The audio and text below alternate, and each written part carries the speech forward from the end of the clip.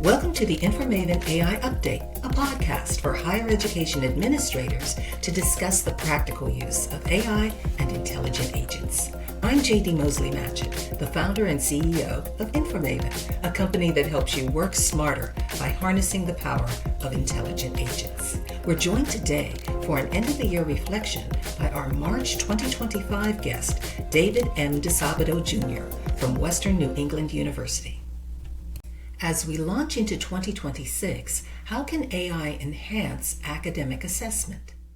It's time for another episode of AI Update, brought to you by InforMaven.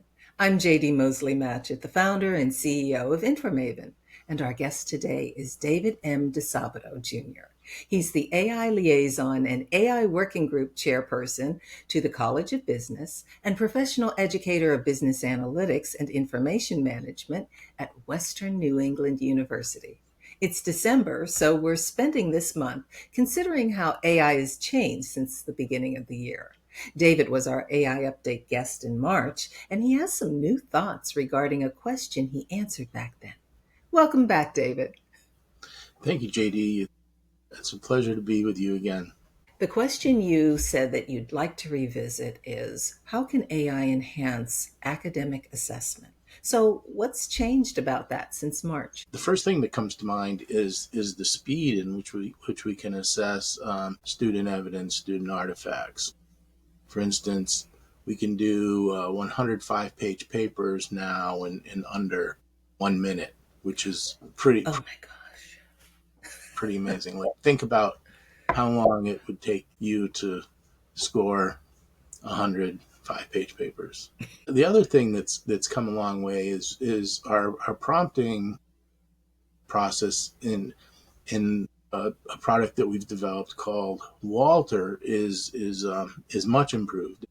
Now we use this thing called a rubric wizard that makes entering a rubric much quicker and much more efficient. It does things like it checks to make sure that the criterion scores add up to the total score, for instance. And we now have a library of rubrics that you can choose from. So you can just load a rubric, you can modify the rubric, and you can even create your own custom rubric from scratch, which is pretty exciting. Mm-hmm. So the speed in which we can assess and the streamlining of what we can do now is amazing, because it's basically zip up your artifacts, choose your rubric, and run your process. And then you get a very detailed report that gives you artifact level scoring. It's basically a spreadsheet with columns. So each of your rubric criteria gets a score. So you can do statistical analysis on each criterion as well as the total score. The system is also very cool because it does a true run through process where it scores, gets your criterion level score, and then it does a feedback cycle. So it looks at the score, looks at the student evidence again, and gives feedback to the artifacts based on the rubric. And again, it's pretty amazing to see within 1 minute that kind of information, those data points. So they're super useful to assessors to provide evidence for accreditation. What's an artifact? Well, it's a term used in the assessment community to basically represent evidence or student work.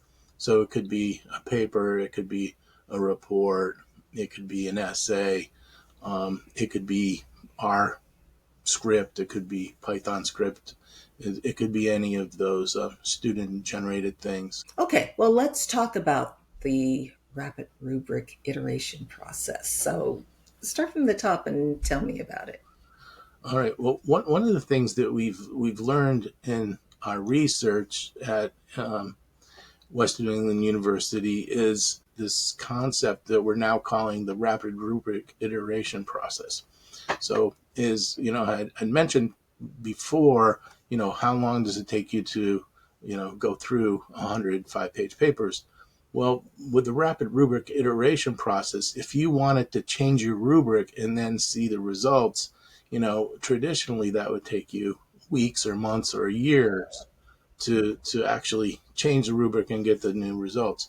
But with Walter, with the use of AI integration, what you can do is you can change the rubric and get instant results. So you can have 100 new results for in 1 minute. So you can go through this, what we call rapid rubric iteration process, where you make a change, you get your results, you make a second change, you get the results, you make a third change, you get a result. And what that lets you do is it lets you fine tune your rubric to get to the assessment results that you're really looking for, to pull the information from the student evidence that supports what your ever learning objective or learning goal might be. And that makes a lot of sense. Now, I know that you developed Walter primarily for the assessment community, but it sounds like it could be used for grading in the classroom as well. Yeah, it can, and I've been doing that on occasion with our students' permission. They're actually really interested in how it works as well. And they're interested in the feedback it can provide. So it's just a crazy place to be right now in education and working with artificial intelligence, with the students, with the faculty, with the administration. So as part of our working group, I'm getting all kinds of perspectives from faculty that are quite enlightening. I can imagine. Well, thanks for that update, David. It's really amazing how much AI has improved the way higher education operates over the past few months. It's changing under our feet. We can't keep up. So true. For more information about AI news and trends that are directly impacting administrators in higher education, please follow InforMaven on LinkedIn and visit our website at InforMaven.ai. Please visit InforMaven.ai to see the latest AI update episodes.